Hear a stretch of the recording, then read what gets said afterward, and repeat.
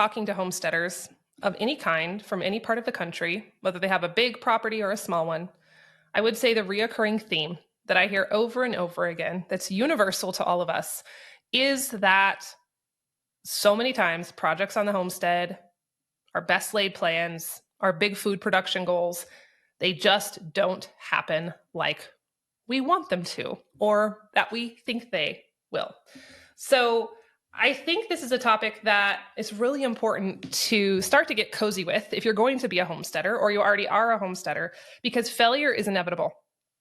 And when I say the word failure, I think to a lot of culture that has a lot of negative connotations. To me, I tend to be a lot more comfortable with that word. When I say it, it's not something that's final or finished, but it is a necessary part of learning and growth.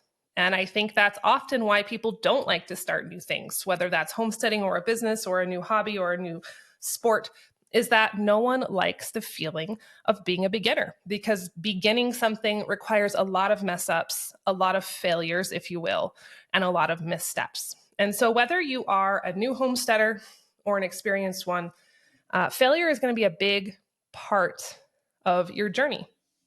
I know for me, over the years, it's helped me a lot to create a bit of a process on how to work through failures and struggles and disappointments. And it gives me a chance to extract as much learning as I can from those situations. So that's what we're going to talk about today. And by the end of this episode, you should have a rock solid action plan on how to take the things that didn't go so hot in 2023 and turn them into a huge learning win for 2024.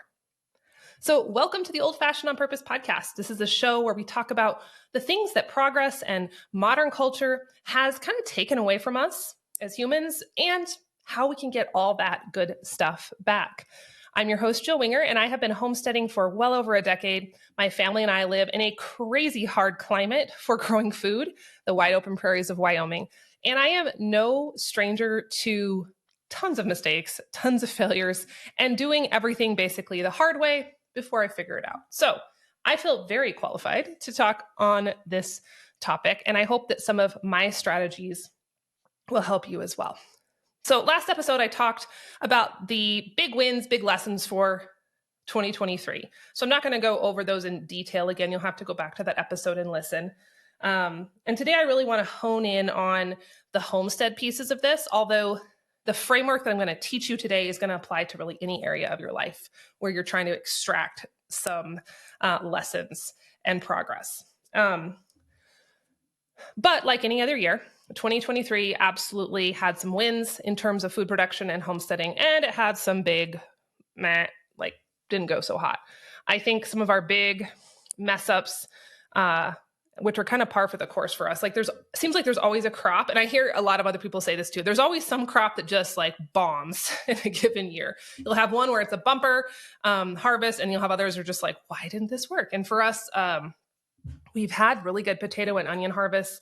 This past year it was dismal, depressing. I could not get squash to grow to save my life.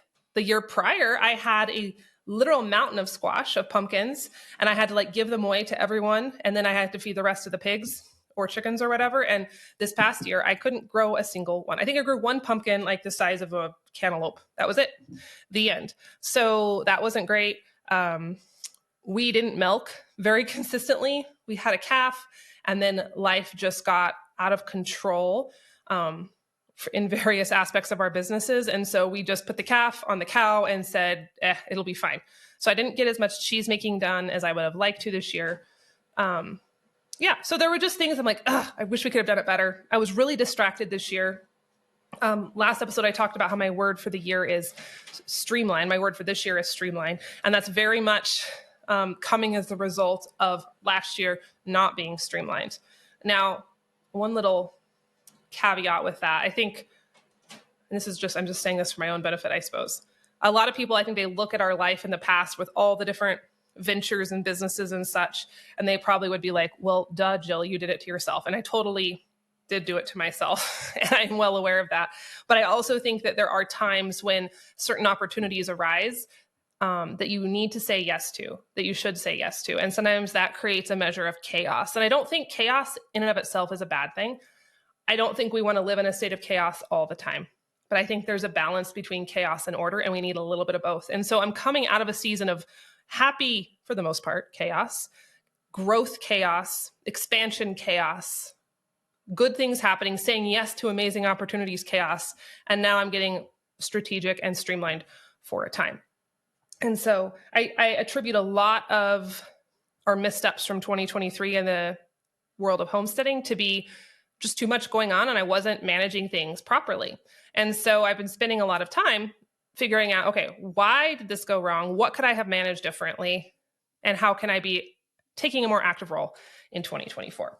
So I think before I give you the framework, which is a really cool framework called the Homestead Reset, I want to just underscore the importance of this. Because, right now we have all this energy and all these people chattering about goals and resolutions, and we have all the contrarians talking about not setting goals and not setting resolutions. It's kind of funny when you start to see how social media patterns work.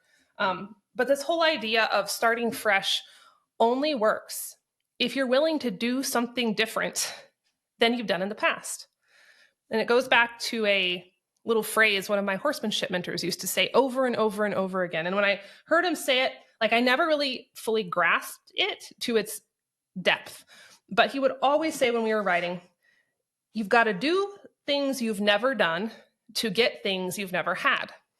And, sounds cute. It has a nice little rhythm to it. And I kind of understood what he was saying, right? You got to switch up what you're trying. But man, that little saying holds a lot of power. And I've realized since that it's really not about horsemanship at all. It's really about life in general, is that if we want different results, we have to do different things. We can't keep doing the same things over and over and expecting something different to happen, which I think a lot of us would go, well, duh, that's obvious. But I don't know, in our human patterns, it doesn't always happen like that. And I know I myself have to catch myself constantly from, kind of just bumbling along on these certain paths and hoping that it's going to be different at the end when I start to examine the results. Hope is not a strategy, right? We have to take a lot more ownership of those situations. And so if there were things on your homestead, which I'm guessing there are, because you're probably normal like the rest of us, there were things on your homestead you just didn't love in 2023. You cannot go into 2024 hoping they will change. I can't go in and just hope my potatoes will be better this year. I have to figure out why they did not produce like they should. And then I have to take the measures to change it. I have to do something different if I want different results. I know it sounds obvious, but it's so insane to me how often we humans don't act on those obvious things. So if we want to avoid a Groundhog Day, that movie, right? A Groundhog Day style repeat of last year's mistakes, it's time to take an active role in figuring out what went wrong and how we're going to fix it. So without further ado, let's dive into what I call the Homestead Reset. You can do this any time of year. There's nothing magical about January 1st, right? We put so much pressure on January, I think. And don't get me wrong, I love the energy that comes with it. I love the feeling of freshness, but you can take action, messy, imperfect, powerful action any time of year, and you should. I think we can often wait for the first of the month or the first of the year or the first of the semester or whatever. We can use that as a subconscious procrastination where we're not doing it now, right? So act now. If you're listening to this episode in October, do this now, right? Don't wait, but it's powerful stuff. So the first thing we're going to do, there's four pieces to our Homestead Reset. And I worked really hard. So they all start with R. So I hope you appreciate that. Anyway, first step is review. This is obvious, right? I did this in my last week's episode. We're going to think about the goals that you set at the beginning of the prior year or the prior season or whenever you're doing this. And we're going to ask ourselves a few questions. So number one, were those goals actually realistic? So when I look at some of my goals for 2023, growing 500 pounds of potatoes, was it realistic? Probably, because I've grown 300 pounds of potatoes in the past, but it was a stretch. And I think there were some things I didn't really set myself up for success in, but we'll talk about in the next step. The next question to ask yourself is, and this is a tricky one, you got to be honest, it might sting a little bit. Did the goals you set really matter to you? Or did you stick them on your list as you were planning for 2023 just because they looked cool? You thought maybe they'd help you kind of keep up with the Joneses, or everyone else was doing it, right? You see this a lot in the homestead world. I have totally done this, where we get this idea of what a classic traditional homesteader looks like, or what animals they have, or what skills they're doing. And we feel like we have to put them on our goal list or check them off out of obligation. It's really easy to fall into that. And I think we all have to experiment with that and try it. But the faster you can figure out, hey, just because so-and-so on YouTube keeps bees, and bees are not my thing and I don't enjoy them, doesn't mean I have to continue doing something that I'm not loving, right? And so I think we have to be really honest with the goals. Did you not achieve them? Like, did you put them on your list for out of obligation, out of keeping up with the Joneses? Because often when you do that, your heart's not really in it to begin with, right? So that's first step is review. Second step is retrospection, okay? So consider what you did or did not do to attain your goals, what went wrong and what went right.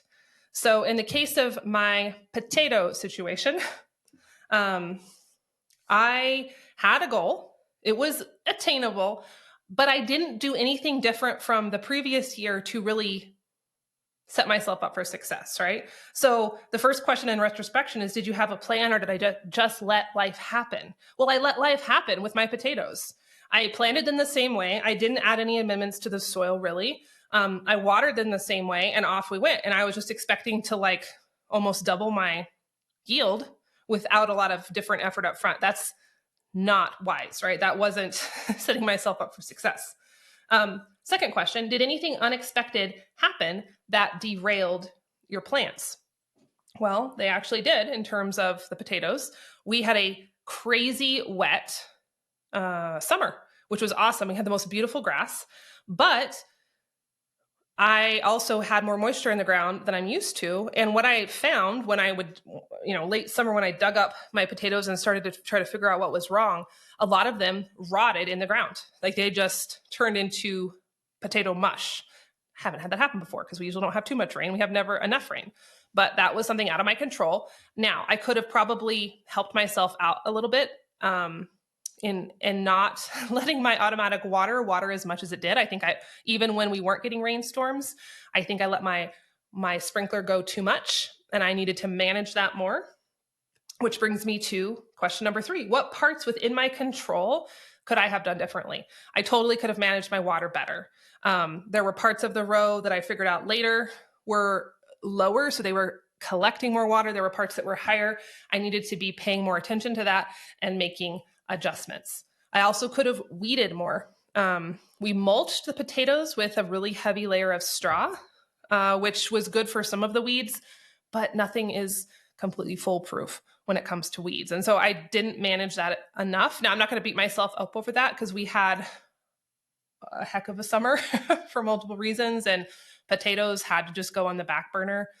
But I could have done better. So if I'm going to ask what went wrong, that went wrong. I think also I tried something new, which I'm glad I tried it, but I put the potatoes, I just kind of roughed up the ground, and I put the potatoes on the ground and then covered them with straw instead of digging them in and covering them completely with soil, because that's a lot of work, right? So I was trying to cut some corners, and I'd heard people talk about that working, and it worked. I don't know if it worked as well as it would if I had covered them with soil.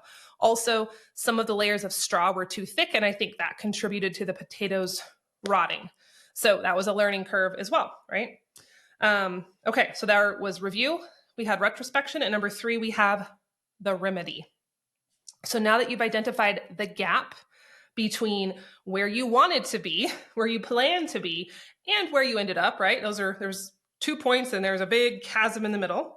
We get to come up with a plan for shortening that chasm in our upcoming year or our upcoming season. So this, I think, is the step where you start to put yourself back in power, right? You're not a victim of the situation. It's not a poor me situation, but we're going to go, okay, cool. This happened. It is what it is. Now I get to put myself back in the driver's seat to figure out how to fix it. So I think the first thing I like to do when I'm creating the remedy for something that didn't go like I thought it would is I always look at how can I gather more data about the situation. Um, sometimes that's calling a mentor, calling a friend. For me, it was when I woke up after a lot of the derailments we had early in the summer that distracted me from the potatoes. And when I got to get back out and focus on them, it was gathering data by digging down and going, okay, which ones sprouted? Which ones didn't? How wet is the soil? Oh, it's soggy. Well, this soil is too dry. Did the straw work or did it not work? And so it was gathering data in the field. Sometimes you can gather data in a more scientific way. Like I think a lot when it comes to gardening about soil and soil fertility and soil nutrient content. One of the best ways to stop guessing is to test your soil. You guys know I'm a huge fan of Redmond at-home soil tests. Use them every year. It's not the most super duper comprehensive soil test you can get, but it's simple and it's going to give you a ton of information that is very valuable for a home gardener. So you don't have to wonder, okay, was I lacking in nitrogen? Did I have too much nitrogen? Am I low in phosphorus? You just have that data in your hands and it's going to be able to help you shape your strategy for the coming gardening season. Another part of the remedy is asking myself, what measures can I put in place to reduce human error in this situation? So I talked about that a little bit already, like mulch, if we're talking about gardening. And of course, these reset steps apply to everything, not just gardening, but we're digging into gardening for the sake of the example. A big one with gardening is the water. Like with my potatoes, I had some overwatered, some underwatered. So I could have dialed in my watering system. But watering systems as a whole are a huge way to reduce human error in gardening. When we first started, I never had sprinkler automation set up and I was watering things by hand, or it was dependent on me remembering to water every day or put the sprinkler in the right places. Things just didn't grow as well because, we get distracted, we get busy. So a huge way that I am able to grow my greenhouse and grow my raised beds and grow another row of potatoes and onions is that we automate the water. It's all on timers and systems, and Christian set that up. It's not something that's in my wheelhouse, but that's a game changer. Another one with gardening is mulch. If I have to weed everything by myself by hand every day, like it's not going to happen. There's other things I'm doing in the summer, and that's, weeds aren't always the end of the world. And I don't believe you have to have a perfectly pristine garden, but there comes that tipping point when you get so many weeds that it will choke out your plants. And we actually had that happen with the onions this past year. We had put down some fabric and poked holes in it to help with the weed situation, but there was still enough grass coming up through the holes that it did choke out some of the onions. And, maybe we could have done something a little bit different, but mulch is good. Watering systems are good. When it comes to other pieces of your homestead, maybe it's getting in a rhythm of remembering when to order chicks. Maybe you want to up your egg production or you want to up your meat bird production. I know something I've struggled with in the past is remembering when to order meat chicks in the right windows, when the hatcheries have them available. Another thing that's been hard for me to remember in years past is the breeding windows for the cattle. Like sometimes I'd kind of wake up in the fall and go, oh no, we forgot, we missed the window, we got so busy. So maybe the system that you create to reduce human error there is getting a planner, like the old-fashioned on-purpose planner, and writing that out ahead of time when you have that presence of mind. So you're able to fall back into your systems instead of expecting your brain to just remember all that, because that just isn't a thing. Like we can't remember all of this information all the time. So systems, processes, and keeping our human tendency for error as little as possible out of the forefront goes a really long way in keeping your homestead flowing. And then the last step of our 4 R's is what I call resolve. So we're going to resolve the problem. We're going to come up with our concrete solution. And I think my best advice here is that you need to take action immediately on the information that you have collected, assimilated, written down. Even if your solution involves something that's seasonal, like gardening or, milk cows or laying hens or whatever. I think this is the most important part because it's really easy to do a lot of really awesome brainstorming during certain parts of the year. Then life kind of sweeps us away and we either forget we did that. I've totally done that where I had an awesome page of notes. It gets stuck in the back of the planner or the notebook, and I don't pick it up until the end of the year and I forgot it existed.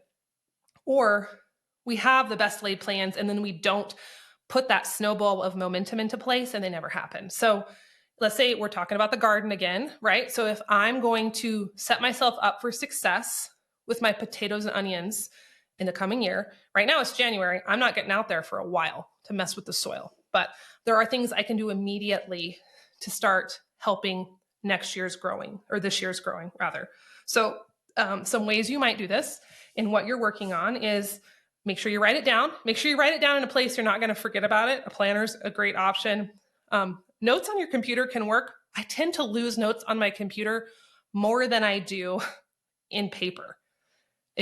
I have too many places I write things down. There's Word and there's my notes app and there's Google Drive and there's the blog. Like there's too many places. So if you have a really central location that's in the forefront of your mind all the time, cool, use that. Otherwise, make sure you're writing down your thoughts and your discoveries in a place that's easy to find again.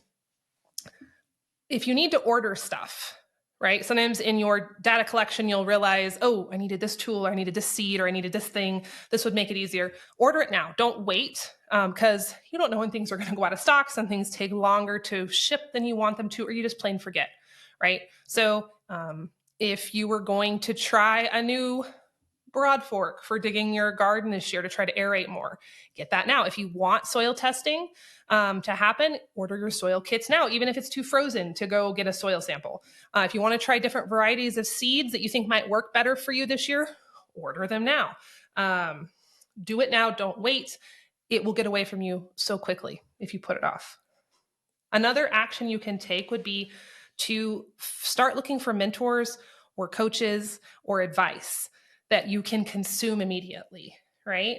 The hardest thing is when you're trying to, like when we're talking gardens, you're out in the garden, you're trying to pivot, you're trying to improve, but you're doing it on top of planting season. And I have done that where I'm like, oh crap, I needed to try this differently, but I don't remember how. So I'm like Googling it or trying to read books in between planting or changing the garden. That's really stressful and that makes my blood pressure go up real fast. So try to do that education piece for yourself, or get some mentorship, get some coaching, talk to smart people in your area. Do that now so you have the game plan ready to go. And then I mentioned this a minute ago, but I'm going to mention it again. Mark the milestones, the deadlines, the dates, not just when you're planting, but when you need to start preparing the ground, when you need to start adding the soil amendments. We're out adding manure. We're cleaning out the barn today. We're adding that manure into the potato row today on January, whatever it is, 4th. Because if I don't start thinking about it now, I don't want to wait till June, potato planting day, to go, oh no, I forgot to add nitrogen to the soil, right? So start now, put it in your planner, put it in your calendar so you don't forget, and stick with it. So that is my homestead reset that I also use for business, life projects, homesteading, gardening, animal management, kitchen management. You can use it for so many things. I think the biggest thing though is don't beat yourself up unnecessarily if you messed up big time last year, if you had animals die, if you had crops fail, if you didn't accomplish what you set out to accomplish, cool. Acknowledge it, recognize it, analyze it, and then pick yourself up and move on. And I think the best way to cure that anxiety, to cure those feelings of, kind of feeling down in the dumps, is action. Action is the antidote for anxiety. Action is the antidote for feeling like, oh, it's out of my control. I don't know what to do. Like, those baby steps will take you a long way. And I, right now, am taking action in so many areas of my life that I kind of feel like I let myself down on last year. I could have done better. And man, as soon as I start to take action, I feel better. So try it out. See what you think. No matter how many failures, and I use air quotes, failures you've had, your homestead is never too far gone. In fact, you're actually in really good company. And I've never heard an honest homesteader of any kind, I don't care how famous they are, or how many YouTube followers they have, or how big their homestead is, they always will admit, if they're being honest, that yeah, there was stuff that just didn't do very well this year. And sometimes you can figure out why, and sometimes you can't. Sometimes it is completely out of your control. So roll with the punches and know that you're always going to have some challenges. And I think that's a good thing, because if you're not growing, you're dying, right? You got to keep growing. You want those challenges. If you had it all figured out, I think it would be kind of boring. And we homesteaders, that's why we're doing this in the first place, is we like the challenge. We don't want a boring, easy life. So I wish you a prosperous 2024 with wins and victories, but also a healthy dose of challenge. Whew. All right, friends. This was a shorter episode, but hopefully that was helpful and action-packed for you. If you would like this Homestead Reset Framework typed out in a way that is easy for you to either print or just read, because I know I am definitely a visual person. I learn better by reading than listening, even though I do love podcasts. So you can find this post over on my blog, theprairiehomestead.com, and we're going to drop the link to it in the show notes. We turned it into a post for you. Also, this is the type of content I am sending out every Wednesday in my email newsletter. And so we try each month to have a framework, like today, that was a framework, a how-to, one of my signature homestead recipes, and lots of other good stuff. So if you want to join the weekly newsletter, I don't spam you. It's super easy. It's super simple. We're going to drop that link down in the show notes as well.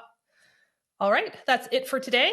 Thanks for listening. I hope your reset process is enlightening, and I will catch you next time on the next episode of the Old Fashioned on Purpose podcast.